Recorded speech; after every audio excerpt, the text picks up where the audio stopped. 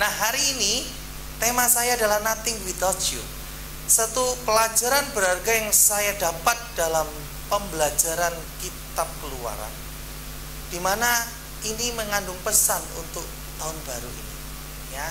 Jadi tidak telat saya mengucapkan selamat tahun baru 2025. Walaupun ini sudah di penghujung bulan pertama, tapi jangan salah, ini pembuka tahun juga untuk yang Imlek, ya. Kan tetap ini rangkaian tahun baru semua, ya.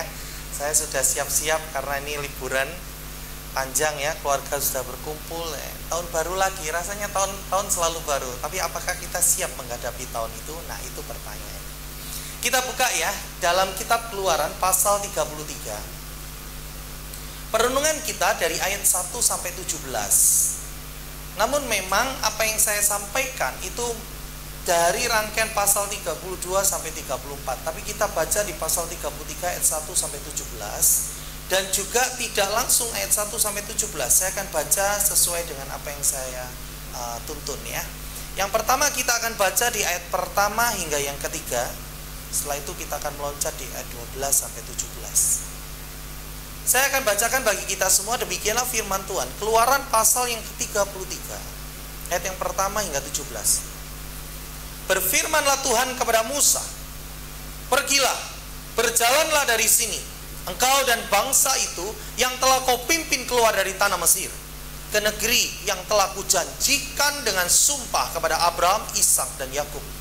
Demikian, kepada keturunan mula akan kuberikan negeri itu. Aku akan mengutus seorang malaikat berjalan di depanmu, dan akan menghalau orang Kanaan, orang Amori, orang Het, orang Feris, orang Hewi, dan orang Yebus, yakni ke suatu negeri yang berlimpah-limpah susu dan madu. Sebab itu, aku tidak akan berjalan di tengah-tengahmu, karena engkau ini adalah bangsa yang tegar tengkuk, supaya aku jangan membinasakan engkau di jalan. Kita loncat di ayat 12 sampai 17. Lalu berkatalah Musa kepada Tuhan, memang engkau berfirman kepadaku, suruhlah bangsa ini berangkat. Tetapi engkau tidak memberitahukan kepadaku siapa yang akan kau utus bersama-sama dengan aku. Namun demikian, engkau berfirman, aku mengenal namamu, dan juga engkau mendapat kasih karunia di hadapanku. Maka sekarang, jika aku kiranya mendapat kasih karunia di hadapanmu, beritahukanlah kiranya jalanmu kepadaku, sehingga aku mengenal engkau, supaya aku tetap mendapat kasih karunia di hadapanmu. Ingatlah bahwa bangsa ini umatmu. Lalu ia berfirman, aku sendiri hendak membimbing engkau dan memberikan ketentraman kepadamu. Berkatalah Musa kepadanya, jika engkau sendiri tidak membimbing kami, jangan suruh kami berangkat dari sini. Dari manakah gerangan akan diketahui bahwa aku telah mendapat kasih karunia di hadapanmu, yakni aku dengan umatmu ini? Bukankah karena engkau berjalan bersama-sama dengan kami, sehingga aku dengan umatmu ini dibedakan dari segala bangsa yang ada di muka bumi ini? Berfirmanlah Tuhan kepada Musa, juga hal yang telah kau katakan ini akan kulakukan, karena engkau telah mendapat kasih karunia di hadapanku, dan aku mengenal engkau. Amin. Berbahagialah setiap kita yang baca firman Tuhan, yang merenungkan, terlebih yang melakukan dalam hidupnya. Bapak Ibu yang terkasih dalam Tuhan, setiap kali membaca firman Tuhan, terutama di dalam kitab narasi, sesuatu cerita diberitakan, kita harus menikmati kata demi kata dalam cerita, dan tidak bisa melepaskan bagian sebelum dan sesudah. Ini adalah kaidah kita membaca firman Tuhan yang benar. Terlepas dari yang pertama utama adalah pimpinan dari Allah Roh Kudus. Tetapi Bapak Ibu, seringkali banyak kali orang membaca bagian firman Tuhan itu lepas-lepas. Suka sekali mereka ambil bagian yang mereka pingin, dan mereka buang yang mereka tidak pingin. Atau mereka tidak mau cari tahu tentang apa yang sedang mereka baca. Nah, hari ini saya seperti yang saya omongkan dari awal, pasal 32, pasal 33, dan pasal 34 menghiasi khotbah saya untuk menghasilkan satu pembelajaran firman Tuhan pada pagi hari. Nah, perjanjian dari awal, ya, saya seringkali menyampaikan di khotbah. Suasana sangat nyaman Bapak Ibu, ya, sejuk, akan terlalu dingin juga menurut saya, tapi saya berjas ya, kasih nyaman. Sangat rentan kita akan tergoda untuk tidak mendengarkan firman Tuhan. Saya berharap kita sama-sama, ayo kita pertaruhkan waktu ini dengan baik, kita bisa belajar firman Tuhan. Nah Bapak Ibu, perikop hari ini berbicara ketika Musa itu setelah berbicara Tuhan, pasal 32, dia dari Gunung Sinai. Dan kemudian dia ketahui bahwa bangsa Israel di dalam pimpinan Harun sementara itu, ketika Musa berbicara dengan Tuhan, mereka membuat patung anak lembu emas. Dan itu satu dosa yang luar biasa, nanti saya akan sampaikan. Nah, kemudian pasal 33 ini kembali Musa menghadap ke Tuhan. Dan ini membicarakan perihal nasib bangsa Israel setelah mereka berdosa. Nah, Bapak Ibu lihat ya, Keluaran 32 ini kepada kita sebelum 33 ini memperlihatkan kepada kita bagaimana kekerasan hati bangsa Israel, tegar tengkuknya dan kebodohan mereka. Bagaimana mungkin ya, bangsa yang besar yang telah melihat mujizat dan tanda-tanda ajaib melakukan tindakan bodoh dan jahat. Dan lihatlah bagaimana penghukuman dan keseriusan Allah menghajar mereka akan dosa dan kejahatan yang mereka perbuat. Bapak Ibu, nanti saya akan lihat bagaimana seriusnya ada penghukuman di pasal 32 kalau Bapak Ibu mau baca. Saya tuh kadang berpikir ya, di mana bangsa yang benar-benar telah melihat mujizat yang luar biasa yang telah ditunjukkan kecuali dari sebuah bangsa itu Israel. Dari ketika di Mesir, ketika keluar, jalan buntu diketuk, lautnya membelah jadi dua. Berjalan di padang gurun, tiang awan dan tiang api kehadiran Tuhan menyertai. Pada waktu panas teduh, pada waktu dingin hangat. Mau makan di padang gurun tidak bisa, diturunkanlah mana dari surga. Diatur makan sehari, cukup sehari, khusus hari Sabat kau makan 2 kali. Kau ambil jatah dulu. Selebihnya jadi ulat. Mujizat. Pengen daging bersuara, turun burung puyuh. Kekeringan butuh air, diketuk batu keluar air. Baju dan sandal tidak ada yang paling awet selain mereka. 40 tahun loh, nggak pernah ganti sandal. Bapak Ibu perhatikan di sini ya. Saya mau arahkan ini Bapak Ibu lihat. Begitu banyaknya mujizat-mujizat dan tanda yang mereka lihat langsung dari Tuhan. Namun mereka tetap bisa terjebak dengan kejahatan, keegoan dan melakukan satu tindakan yang bodoh di hadapan Tuhan. Nah, menegaskan sekali lagi kepada kita Bapak Ibu,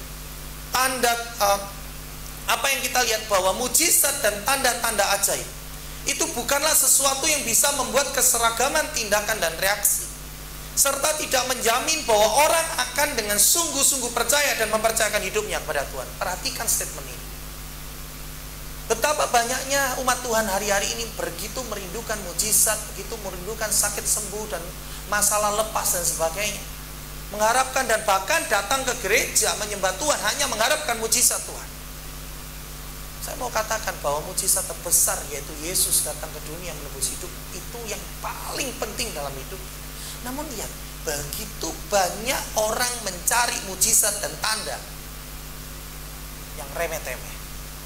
Bahkan seorang hamba Tuhan berdiri di mimbar supaya bisa diperhitungkan, mulai sesuatu yang religi dibuat, memberikan penglihatan, memberikan perjalanan surga dan neraka seperti travel saja. Ya, memberikan perkataan-perkataan yang nubuatan seakan-akan, mendoakan dengan mujizat seolah-olah yang sakit sembuh. Gak dibicarakan yang sakit meninggal, yang dibicarakan yang sakit sembuh. Padahal siapa yang menyembuhkan? Tapi pertanyaan saya Bapak, banyak orang terjebak dengan itu. Perhatikan statement. Mujizat dan tanda-tanda ajaib sebenarnya bukanlah sesuatu yang bisa membuat keseragaman tindakan reaksi. Maksudnya apa? Oh, kalau sudah melihat mujizat, lihat tanda, aku pasti Tuhan percaya engkau.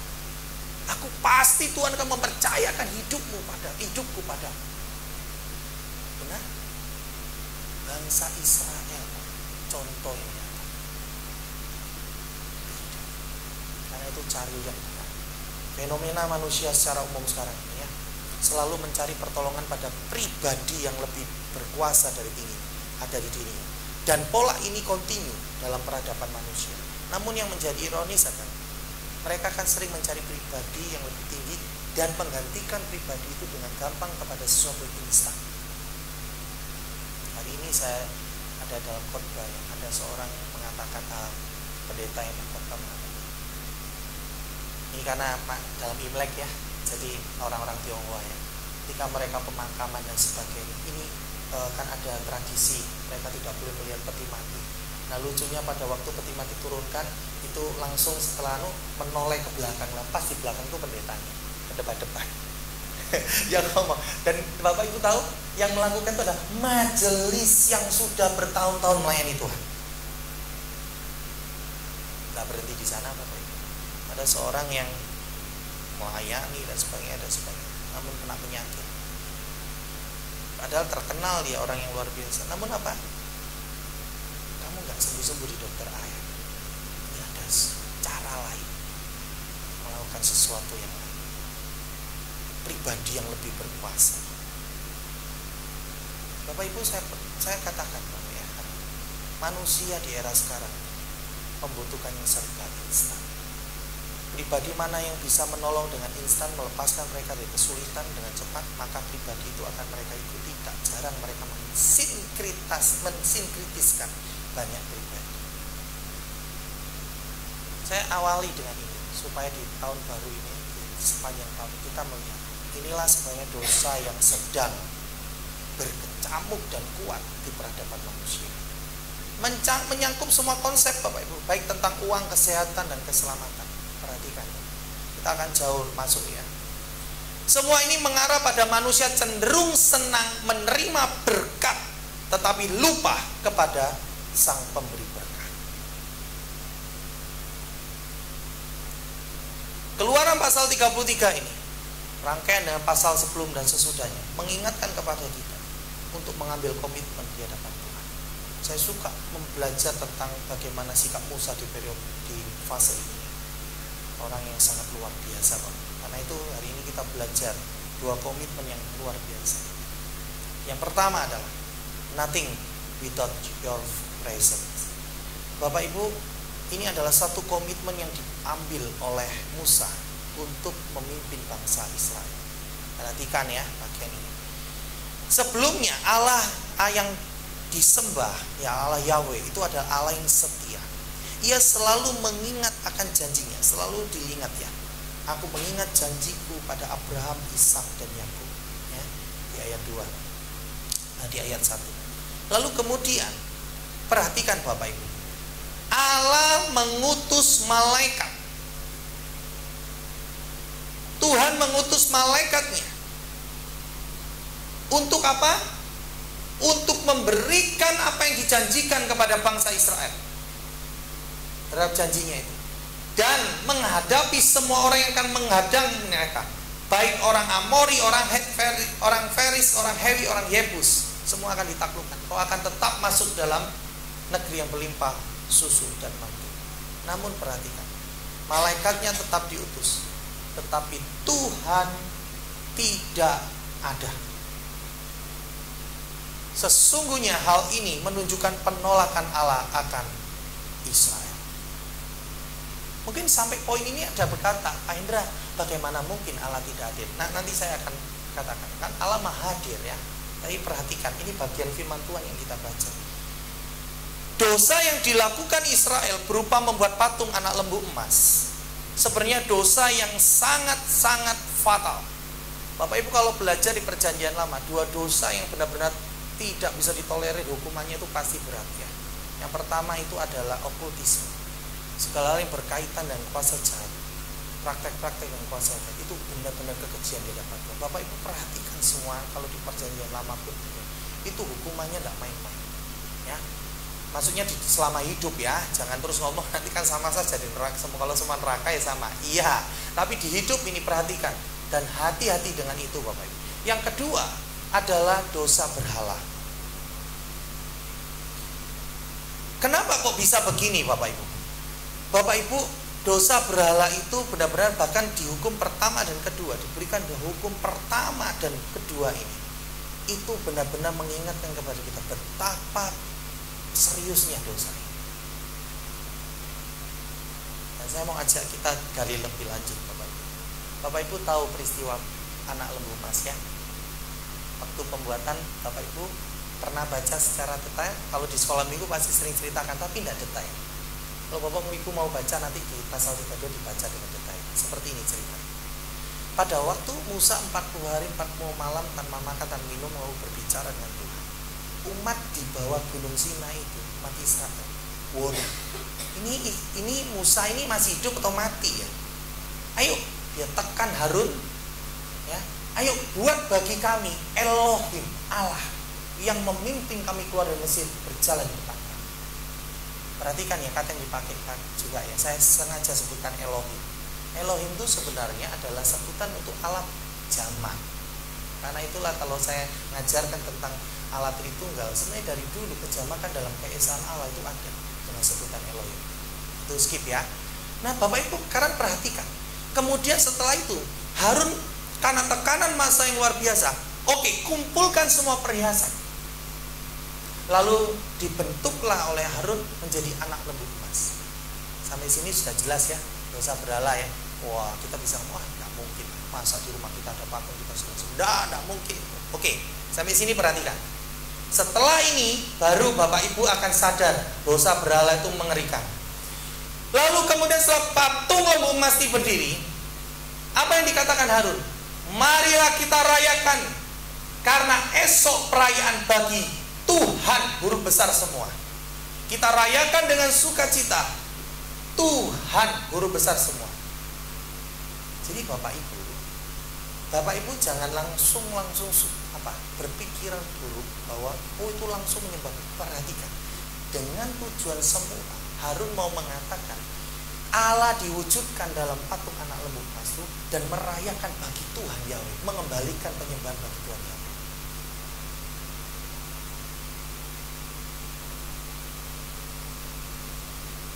Namun ini serius ya. Dosa berhala ini tidak ada ditolerir. Jiwa bangsa Israel berpaling kepada berhala, kepada para Allah. Sehingga ketika persembahan yang semula sepertinya mereka katakan kepada Tuhan Guru besar semua Yahweh, tetapi sejatinya mereka persembahkan kepada berhala.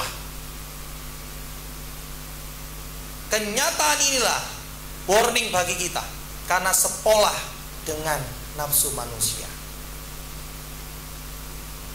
Bapak Ibu, banyak dari kita mengatakan bahwa kita ini tidak menyembah berhala, seperti yang orang-orang animisme, panteisme, spiritisme lakukan, atau orang-orang yang bukan menyembah monoteisme. Jadi saya mau katakan kepada kamu, segala hal yang merampas otoritas Tuhan dalam hidup, kau sudah memberhalakan. Mungkin kau mengatakan, enggak, ini semua untuk Tuhan. Kita lihat konsep manusia ya, tentang uang aja. Ini semua konsep bisa masuk. Sana tentang uang. Tuhan, aku mencari uang bagi Tuhan. Tuhan berkati aku. Nanti untuk pemulihan Tuhan, kembalikan persembahkan.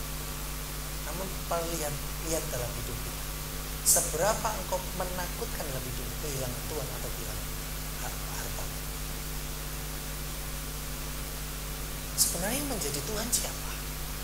Nah, itu penting ya pertanyaan. Saya tidak mau menghakimi siapa. Tentang kekuasaan sama Pak. Tentang wanita, itu bukan hanya wanita ya. Enak wanita lepas. Tidak pasangan, wanita atau pria. Bapak Ibu coba lihat. Tidak berhenti di sana. Tentang anak kita. Mulai pribadi kita. Tentang cucu kita. Tentang keluarga kita. Bapak Ibu, biarlah ini menjadi renungan bagi kita. Bahwa nafsu manusia yang berdosa itu sangat relate dengan dunia yang berdosa. Sehingga engkau akan sangat mudah terbawa pada hal yang bersifat berhala di hadapan Tuhan. Karena itu hati-hati. Tidak mudah Bapak Ibu. Dan Bapak Ibu tahu, setelah melewati ini, hukumannya sangat luar biasa. Musa setelah turunnya, sebenarnya ceritanya ini agak lucu, tapi sudahlah. Kalau kita belajar dengan baik ya, pola pasal 32, 33, 34, jangan terjebak dengan bahasa antropomorfis ya. Antropomorfis tahu ya, bahasa manusia yang disematkan kepada Allah. Contoh, Musa menasihati Tuhan, melunakkan hati Tuhan, terus Tuhan berubah pikiran. Oh enak ya, Musa tuh luar biasa yang bisa mempengaruhi Tuhan. Ingat ya, di dalam doktrin reform tidak ada Tuhan itu berubah pikiran, berubah apa? Kehendak itu tidak ada. Karena kehendak pikiran absolut benar. Ini tidak mungkin berubah ya. Nah, sekarang kita lihat dalam peristiwa itu, waktu pasal 32, waktu Tuhan ngomong turun, bangsamu itu sudah membuat patung anak lembu emas. Aku akan membinasakan mereka, tapi engkau, aku akan memelihara engkau. Itu janji pertama. Tapi Musa ngomong apa? Berusaha melunakkan hati Tuhan. Tuhan, ampunilah dia. Ini pasal 32 belum turun. Terus Tuhan ngomong oke. Waktu itu Tuhan dilembutkan. Lalu kemudian dia turun kan? Bapak Ibu tahu setelah turun, dia lihat patung anak lembu emas. Seluruh bangsa menari-nari. Ini di dalam bahasa sesungguhnya ini seperti penyembahan berhala. Maaf ya, ada yang menafsirkan itu seperti penari-penari erotis ya. Lalu begitu marahnya, dua loh batu yang ditulis oleh tangan Allah di tangannya itu dibanting, dipecahkan. Lalu kemudian anak lembu emas itu digiling halus, dihancurkan, ditaruh air, suruh minum semua bangsa. Pikirkan sudah hukuman, muara nih Musa ya. Padahal nanti kan melembutkan hati Allah. Ini hati-hati. Kadang-kala kita ini membaca firman Tuhan kalau nggak sungguh-sungguh, wah enak ya Tuhan bisa diberkeni. Kalau doa kita sungguh-sungguh ya, sampai mati-matian menangis darah, Tuhan pasti akan berubah. Enggak. Keputusan Tuhan itu ya dan amin dan paling bagus bagi umatnya. Jadi jangan berpikir kita bisa mengubah keputusan Tuhan. Konteks doa nanti ada lagi. Tapi ini perhatikan. Lalu kemudian Musa yang sepertinya melembutkan hati Tuhan pada waktu melihat itu marah besar. Dan setelah semua minum itu, Bapak Ibu puas dia? Tidak. Firman Tuhan kepada dia, ini hukuman Tuhan. Lihat mengerikan. Lalu dia teriakkan kepada bangsa, siapa yang di pihak Tuhan? Mari datang kepadaku. Dan seluruh Bani Lewi datang kepada Musa. Dan tahu apa Bapak Ibu apa yang mereka lakukan? Firman Tuhan loh, ini Tuhan yang suruh melalui Musa. Hunus pedangmu. Malam ini kau jalan dari gerbang ke gerbang, itu dari ke sebelah suku. Bunuh semua yang kau jumpai. Hari itu malam itu 3.000 jiwa habis. Bukan berarti oh yang lain tidak berdosa. Enggak, Bapak. Ini lihat, ini keseriusan hukuman Tuhan. Tidak main-main pada dosa Tuhan. Saya membaca itu merinding sedikit. Saya bisa bayangkan ya, kalau hari ini Bani Lewi itu anggaplah hamba Tuhan. Hari ini ayo hamba Tuhan, bulus pedang labat semua yang ditemukan. Tapi itu tidak ada di perjanjian baru ya. Itu dalam arti konteksnya beda. Teofani sekarang sudah berbeda, pemerintahan Allah sudah melalui firman Tuhan jelas. Nah oke Bapak Ibu, saya mau menekankan satu hal ini. Begitu terjadi semuanya itu, lalu akhirnya pasal 33 ini Musa kembali menghadap Tuhan dengan dialognya. Nah lihat yang saya mau katakan. Musa tahu bahwa penyertaan Tuhan merupakan prioritas tertinggi. Bapak Ibu kalau baca ya hatinya untuk bangsa ini, dia katakan Tuhan umat ini benar-benar berdosa. Tapi bukan mau langsung ngomong hancurkan dia, saya setuju, enggak. Dia ngomong umatmu ini berdosa, tapi tolong ampunilah mereka. Kalau tidak, biarkan aku juga kau hapus dari buku yang kau catat. Bahkan ketika pasal 33 ini kita baca terus Bapak Ibu, yang sudah kita baca tadi, dia jelas mengatakan mereka sangat memerlukan engkau, lebih dari mereka memerlukan saya. Israel dan saya memerlukan bukan hanya kehadiran Tuhan melalui messenger atau malaikat yang diutus, tetapi juga kehadiranmu yang aktif. Apa artinya? Artinya Bapak Ibu, perhatikan. Seseorang bisa mengalami di mana Tuhan hadir, tetapi tidak berbuat dan berkontribusi apapun. Tuhan pasti bisa hadir, betul nggak? Yang saya tadi ngomong Tuhan maha hadir. Bahkan di neraka pun ada yang bertanya Tuhan ada, Tuhan itu maha hadir. Tapi Tuhan tidak aktif. Tuhan tidak menunjukkan keaktifan.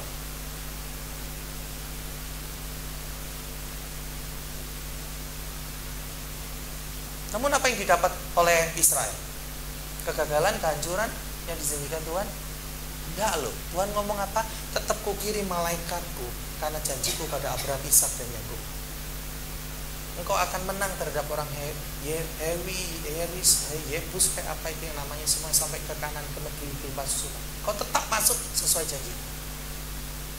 Namun aku tidak ada di tengah-tengah.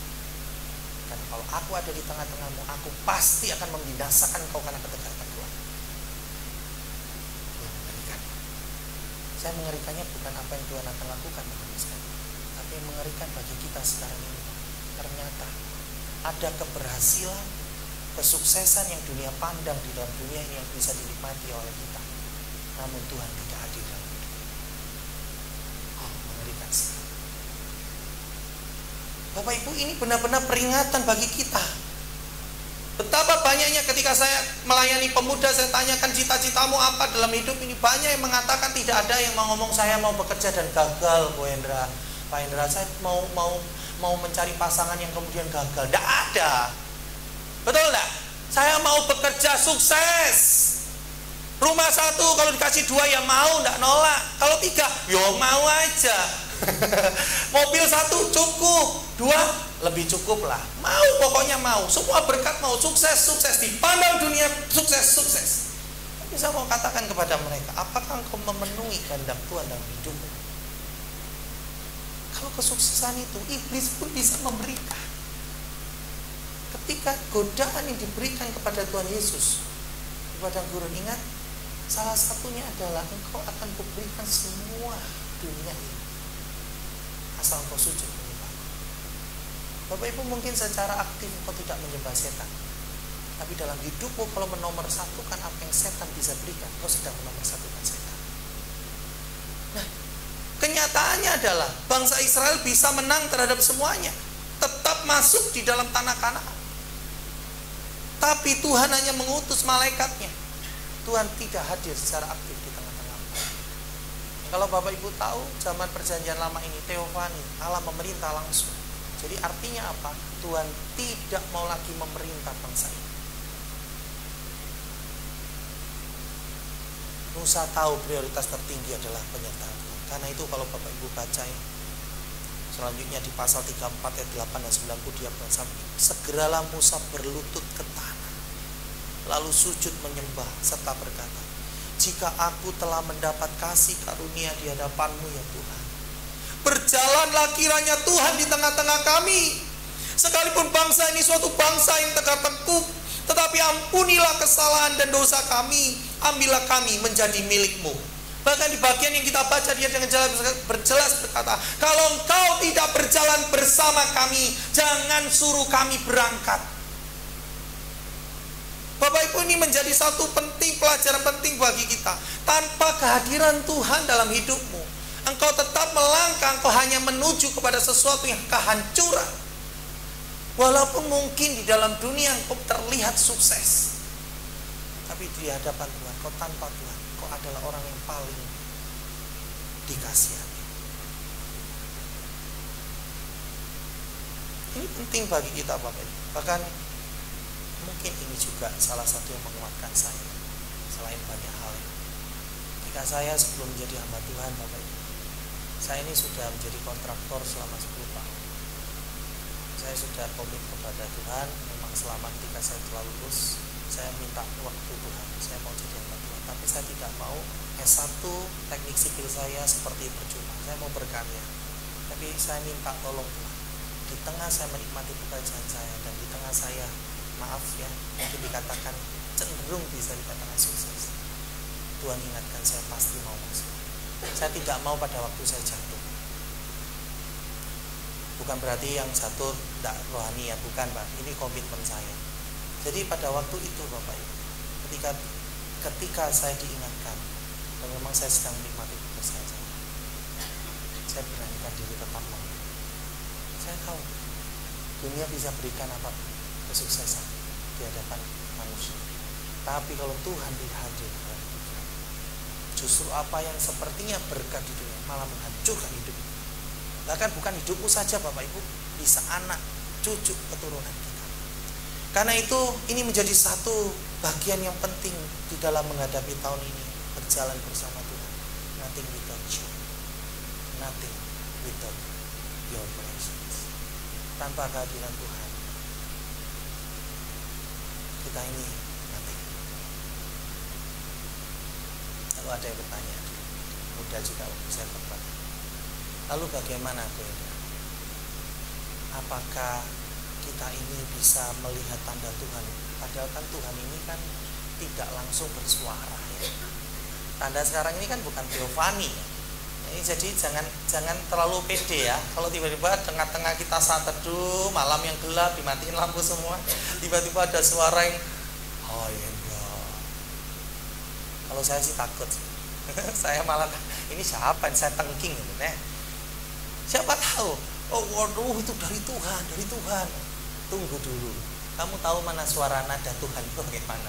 Suara nada iblis bagaimana? Bahkan setan pun mengatakan bisa menyerupai malaikat terang. Oh hati-hati, kamu tidak tahu. Nah, apa tandanya? Lalu bagaimana kita lihat semua yang Tuhan percayakan hari ini bisa menjadi satu tanda bahwa kehadiran Tuhan ada di dalam yang Tuhan percayakan kepada hidup kita. Nah, ini yang saya mau katakan. Tanda bahwa Tuhan hadir dalam hidup dan berkat yang kita rasakan adalah, perhatikan Pak Louis, ketika semua itu membawa kita lebih dekat dan mengenal Tuhan, dan bukan sebaliknya. Ini arti yang sesungguhnya Bapak Ibu ya. Jangan diartikan sedangkal-dangkalnya seperti manusia dewasa. Oh aku semakin senang kok ke gereja. Wah aku melayani. Dulu cuman pelayanan tok, sekarang paduan suara sampai penerima tamu semua, pokoknya di gereja selalu ada saya. Apakah itu membuat tanda bahwa segala itu berkenan di hadapan Tuhan? Bapak Ibu perhatikan yang saya tulis ya. Tanda bahwa Tuhan hadir dalam hidup dan berkat yang kita rasakan adalah ketika semua itu membawa kita lebih dekat dan mengenal Tuhan. Itu arti yang sedalam-dalamnya seperti Yohanes 15 tulis. Engkau sadar engkau adalah carang yang tidak mungkin lepas dari pokok. Engkau sadar sesadar-sadarnya bukan karena orang perorangan yang bisa menggerakkan hatimu. Ini bukan karena berbicara karena seorang tokoh yang berbicara sangat enak, kemudian kau selalu bisa mendengarkan firman Tuhan kalau orang itu. Kalau baca sendiri tidak bisa, nggak mau belajar. Hati-hati. Yang sering orang pakai setan pakai penokohan ya. Jadi ketika tokoh ini hancur juga imannya. Bapak Ibu, ini dekat dan mengenal ini adalah satu buah roh yang lahir dari karena engkau melekat kepada pokok. Dan itu tidak bisa dibuat-buat. Saya selalu ingatkan anak muda-mudi yang sedang pacaran di gereja saya ingatkan, kalau memang itu pasangan yang berkenan pada Tuhan, pasangan yang diberikan itu akan membawa engkau lebih dekat memberikan, dan bukan sebaliknya. Terus berarti itu kita harus satu tiap hari ya supaya kelihatan kita lebih dekat. Bapak Ibu, kedekatan itu tidak bisa dibuat main drama ya. Tetap itu tandanya kau mau saat teduh, kau mendengarkan firman Tuhan, kau mau belajar Tuhan, itu tanda yang jelas. Tapi bukan dibuat main drama. Saya terus ingatkan kepada itu lahir dari dirimu. Karena itu merupakan tanda. Engkau bisa melihat, oh hidupku benar-benar thanks God, di semua berkat ini yang kau berikan, aku tetap bisa perkatakan bahwa engkau yang memberi. Kapanpun kau mengambil, kapanpun kau membuat itu hilang, atau engkau tambahkan, atau engkau berikan kepada semua orang, aku taat. Karena yang penting adalah engkau. Itu yang terbaik. Karena itu banyak orang Bapak Ibu, semakin diberkati, semakin memberi, semakin berkati. Dia tidak pernah bingung. Ada orang yang memberinya kalau untung besar baru beri ya. Kalau lagi seret, sorry ya. Bisnis lagi seret, persembahan juga seret. Saya sering sindir ini bukan karena apa, karena banyak orang lebih mengutamakan uang yang dia miliki. Saya itu terus ke pemuda saya ketika menghitung persembahan itu. Saya masih menemukan ada uang 2.000 sulit, yang bahkan mungkin untuk pengemis, saya pengemis seleksi ya, cepat-cepat keluarkan dari dompetnya. Bisa bayangkan itu. Saya melihat itu, saya bukan ngomong value ya, nilainya. Kalau memang orang itu hanya bisa memberikan 2.000, it's okay. Tapi saya ngomong sama mereka, apakah kau tidak bisa mempersiapkan itu? Bukan harus uang baru, Tapi bayangkan, apakah itu memang yang bagian terbaik yang kau punya? Kalau iya, oke, tetap lakukan. Tapi kalau itu bukan yang terbaik yang kau punya, minimal ada 2000 aja, kalau mampu ada 2000 yang lebih bagus. Nah, apalagi kalau kamu bisa mentraktir temenmu lebih foya-foya, makanmu lebih. Lah untuk Tuhan kamu seperti ini. Saya terang-terangan Bapak, saya mengajarkan kepada mereka suka, mereka enggak, saya berbicara untuk kebaikan mereka. Saya nggak bingung berapa banyak uang untuk gereja, saya nggak masuk ke kantong saya juga. Maksudnya nggak menambah lebih Pak. Ada yang membuat gereja saya kaya, bukan berarti terus kemudian kantong saya tebal, enggak loh. Tapi saya mau mengajarkan mereka yang kau berikan persembahan ini raja di atas segala raja yang memegang hidup. Pelajaran yang kedua Bapak, nothing without faithfulness. Kita itu nothing kalau tanpa kesetiaan. Kesetiaan apa? Bapak Ibu lihat, kesetiaan sangat menuntut konsistensi dalam panggilan Tuhan atas hidup. Di tahun baru ini kau melangkah tanpa kehadiran Tuhan, seperti Musa mengatakan, aku gak mau melangkah. Komitmen dalam hidup. Dan ketika engkau melangkah, ingatlah, tanpa komitmen pada panggilan Tuhan, engkau nanti. Musa merupakan tokoh Alkitab PL yang tergolong dalam 3 besar. Tahu ya, yang pertama siapa? Bapak Abraham. Gak ada yang gak kenal Bapak Abraham. Semua agama monoteisme, Semitik, Abrahamik, Bapak Abraham dihormati seperti janjinya Tuhan di Kejadian pasal 12. Oke. Yang kedua adalah Musa. Yang ketiga adalah Raja Daud. Karena apa? Dialah yang akan melahirkan dalam keturunannya nanti Mesias. Wah, ini kalau di Yahudi tidak mungkin 3 ini runtuh. Malah takutnya 3 ini bisa menjadi dewa nanti kalau tidak mereka monoteisme. Yaitu 3 besarnya. Nah, tapi bukan itu yang mau saya katakan. Walaupun dia tergolong 3 besar, perhatikan. Dan ia merupakan tokoh Alkitab yang begitu tulus dalam bertindak. Bahkan ia adalah tokoh Alkitab yang berbicara dengan Tuhan yang ditulis secara face to face. Musa mendengarkan perkataan Tuhan yang luar biasa selain. Tapi perhatikan ya, ini saya mau mungkin meluruskan sedikit. Bapak Ibu ada banyak yang ngomong ya, lu Musa kan face to face, kan melihat Allah secara langsung, luar biasa ya. Bapak Ibu hati-hati ya. Bahasa antropomorfis sangat lekat di sana. Kalau Bapak Ibu baca lebih detail, pasal 33 itu di bagian bawah. Musa minta izin, Tuhan, perlihatkanlah kemuliaanmu di hadapanku. Tuhan ngomong apa? Engkau tidak ada. Tidak ada satu manusia pun yang bisa melihat wajahku. Karena yang melihat wajahku pasti mati. Nah, ini jangan hilang. Terus ada lagu yang orang dulu ya, sewaktu saya masih muda, ada yang khotbah. Oh Tuhan, saya ingin berbicara mata demi mata seperti bercakap-cakap dengan teman seperti Musa. Mati Bapak Ibu. Itu bahasa antropomorfis. Jadi jangan percaya kalau ada orang yang wah saya kemarin Tuhan hadir di waktu saya doa, ada di sebelah saya ngomong-ngomong kemuliaan Tuhan luar biasa dengan bahasa apapun. Tuhan itu kudus, suci. Satu dosa saja, kecemaran, itu mati kamu ketemu. Kan itu Musa pada waktu bercakap dengan Tuhan di semak belukar, suruh carungan sama dia dikuduskan dulu masuk, kalau tidak mati dia. Dulu di zaman Bait Allah yang masuk di ruang Maha Kudus cuma siapa? Imam. Tapi imam pun yang dipilih, yang diizinkan. Kalau saya imam, seandainya Bu Yuni juga imam, gilirannya Bu Yuni imam, lalu saya ada, waduh ada urusan, Bu Yuni permisi saya mau, mati saya. Masuk ruang Maha Kudus tidak boleh. Ingat tabut perjanjian Allah, gak sengaja jatuh ditopang loh, mati orang itu. Bapak Ibu ini serius. Kalau kita belajar dengan benar, kita mengenal Allah, nggak sembarangan kamu ngomong. Oh kemarin Tuhan ngomong, saya lihat luar biasa kemuliaan Tuhan, hadiratnya memenuhi saya, mati kamu. Nggak bisa. Karena itu kalau kita baca dengan sungguh-sungguh, Musa itu bukan seperti itu. Memang dia sangat dekat kemuliaan Tuhan memenuhi dia. Tapi bukan berarti dia face to face berhadapan. Tapi Tuhan berbicara dengan jelas karena memang waktu itu adalah jelas teofani, selain dia adalah nabi. Paham ya? Oke, nah kita lanjut, jangan di situ, nanti terjebak di situ. Musa mendengarkan perkataan Tuhan yang luar biasa. Ini kenapa saya ngomong ya, nothing without faithfulness. Lihat, perhatikan. Di pasal 32 ayat 10, Tuhan memberikan janji yang menggiurkan.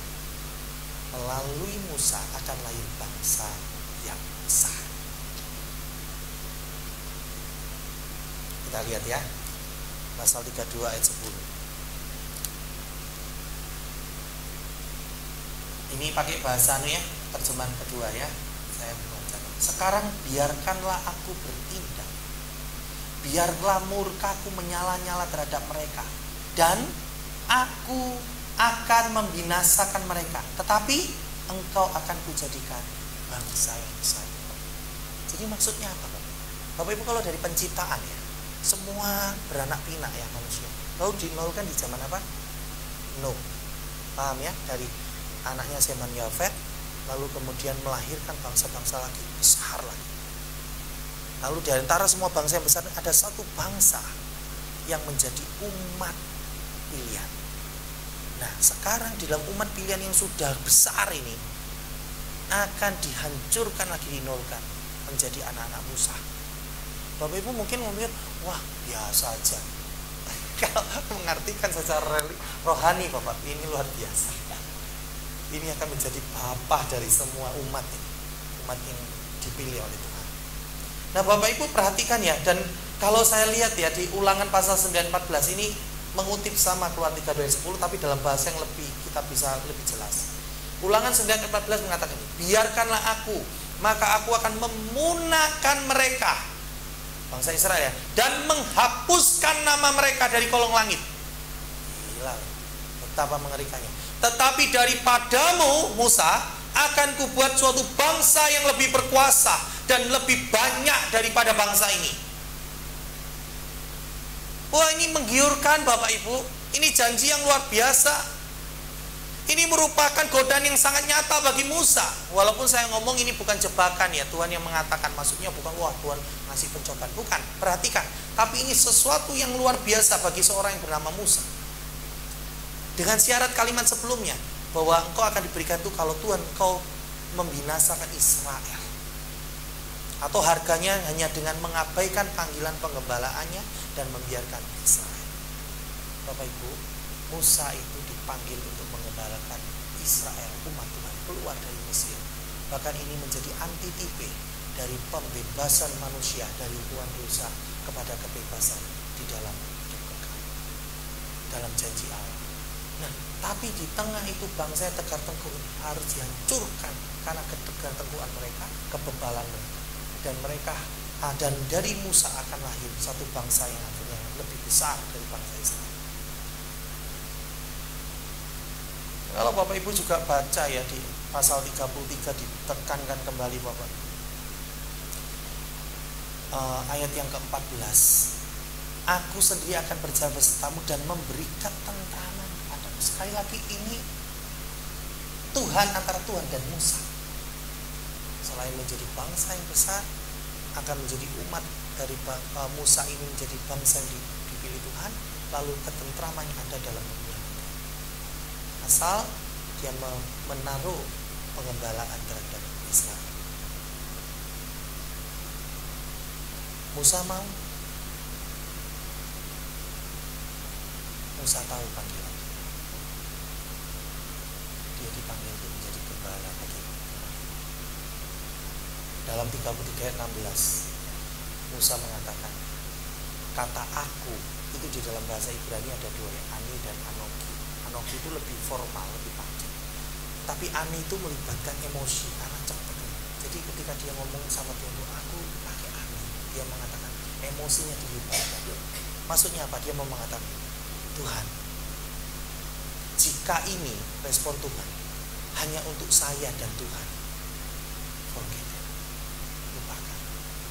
Tapi jikalau berkat pembebasanmu meliputi Israel, maka masukkan saya juga.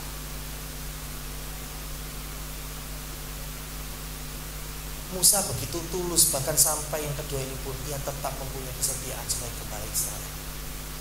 Bahkan beberapa penafsir mengatakan Israel itu sangat berhutang pada Musa. Kalau bukan karena Musa, Israel mungkin sudah dihancurkan oleh Tuhan. Bapak Ibu, saya bukan menyoroti kehebatan Musa terhadap bangsa Israel. Saya mau menyoroti betapa dia setia dalam panggilan. Karena itu Musa disebut orang yang lembut hati, orang yang sangat luar biasa. Bagi saya ini pelajaran yang sangat berharga. Kesetiaan kita pada panggilan Tuhan dalam hidup kita benar-benar harus teruji di hadapan Tuhan. 2 kali Musa tidak bergeming dengan sesuatu hal yang sangat luar biasa yang diberikan Tuhan. Ia mempunyai hati untuk bangsanya dan kesetiaan dalam hidupnya. Bagaimana dengan kita, Bapak? Kita tidak mungkin juga semua dipanggil menjadi hamba Tuhan, ya. Kita punya panggilan masing-masing di tempat kita masing-masing. Tapi Tuhan menghendaki kita setia dalam panggilan.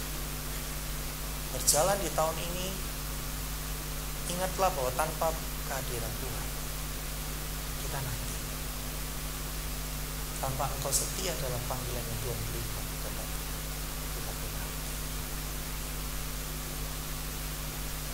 Satu kali ada seorang hamba Tuhan yang begitu marah terhadap umat, maksudnya jemaat, karena mereka menurutnya sudah melakukan hal yang tak berkenan.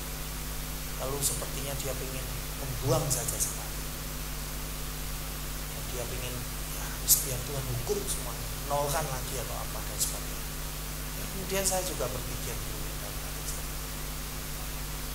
satu waktu saya juga ditempatkan dalam posisi saya memilih keluar dari gereja untuk kepentingan saya yang lebih baik, atau saya tetap setia dalam melayani jemaat yang membutuhkan saya. Ini tidak mudah, Bapak. Ya, jadi mungkin kalau Bapak Ibu, mungkin dalam sisi Bapak Ibu pelayan, saya mau sharing dari kami yang berdua juga. Pelayanan kami melayani itu harus dengan hati. Kalau kita tidak punya hati dan tidak punya beban panggilan dari Tuhan, pelayanan kami ini mati. Saya susah, saya senang, saya harus senyum dengan jemaat. Saya berbeban berat atau tidak, saya juga harus mendengarkan keluhan jemaat. Bahkan saya harus berpikir dengan lebih jernih ketika mereka bersharing tentang masalah dan beban hidup. Padahal saya pun sedang bergumul. Bisa bayangkan kan? Kalau tanpa hati dan panggilan, mati. Aplikasi untuk kita, Bapak. Memasuki tahun baru 2025 yang tidak seperti biasanya, ya. Sudah banyak pergantian pemimpin, banyak pergantian kebijakan, tapi puji Tuhan banyak yang dilanjutkan kembali. Cuaca yang juga, iklim juga banyak ancaman dan sebagainya. Situasi dunia yang juga sudah semakin cair. Tidak ada yang pasti, Bapak. Tahun di tengah ketidakpastian, pasti banyak pertanyaan akan penyertaan Tuhan. Tapi biarlah dengan melihat bahwa tanpa Tuhan kita adalah tidak ada artinya. Maka penyertaan Tuhan dan kehadirannya menjadi prioritas utama kita. Hidup kita bukan dipengaruhi oleh dunia, tapi biarlah hidup kita di dalam Tuhan berdampak bagi dunia. Dari mana? Dari pertama, tanpa kehadiran Tuhan, tapi kalau dengan kehadiran Tuhan kita berjalan bersama Tuhan. Fenomena bahwa keberhasilan dalam sesuatu yang kita kerjakan sepertinya bisa ada, tapi tanpa ada Tuhan di sana, membuat kita benar-benar sadar dan selalu mencari Tuhan dan kebenarannya terlebih dahulu, sehingga pencapaian kita tidak justru menghancurkan kita. Tanda berkat Tuhan ada dalam hidup kita, bahwa dibawa semakin memuliakan Tuhan, semakin dekat. Dan akhirnya setialah dalam menghadapi panggilan Tuhan. Setia ini bukan karena engkau bisa setia, tetapi pahamilah bahwa engkau bisa setia itu karena Tuhan terlebih dahulu setia. Saya selalu tutup dengan Yesus. Yesus setia terhadap panggilan. Yesus adalah inkarnasi dari pribadi kedua. Dia 100% Allah, dia 100% manusia. Bapak Ibu jangan bilang lagi, ini penting sekali. Karena banyak orang mengatakan Yesus itu karena Allah, ya semuanya bisa dilewati dengan baik. Perhatikan, dia harus melalui proses kelahiran, dia harus besar, bertumbuh, dia harus menjadi manusia sejati. Mengapa? Karena dia harus menebus hidupmu dan hidupku. Karena itu pergumulan di Taman Getsemani itu bukan pergumulan permainan drama tingkat tinggi dari Allah. Itu adalah benar-benar pergumulan dari seorang manusia Yesus yang sejati.